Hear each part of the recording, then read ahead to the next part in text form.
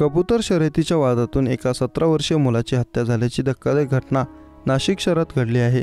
पेठ रोडवरील कर्णनगर परिसरात गुरुवारी मध्यरात्रीच्या सुमारास ही घटना घडली। या प्रकरणी पोलिसांनी 3 संशयितांना ताब्यात घेतलं आहे। या घटनेने परिसरात एकच खळबळ उडाली। आशिष दशरथ रणमाळे वय वर्ष 17 असं हत्या झालेल्या तरुणाचं नाव। या प्रकरणी पोलिसांनी काही तासांतच आरोपींच्या मुसक्या आवळल्या आहेत।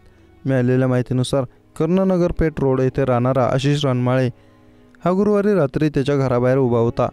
त्याचवेळी 4 ते 5 संशयितांनी अचानक त्याच्यावर धारदार शस्त्रांनी हल्ला केला।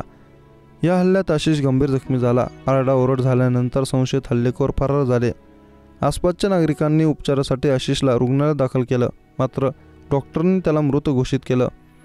घटनेची माहिती मिळताच पंचवटी पोलीस ठाण्याचे पथक तत्काळ घटनास्थळी दाखल झाले। संशयितांची माहिती घेत काही तासांतच पोलिसांनी तिघांच्या मुसक्या आवळल्या। सध्या आरोपींची कसून चौकशी सुरू आहे। प्राथमिक माहितीनुसार बुधवारी कबूतर उडवण्याच्या शर्यतीवरून आशिष आणि संशयितांमध्ये वाद झाले होते। याच वादातून आशिषची हत्या झाली आहे।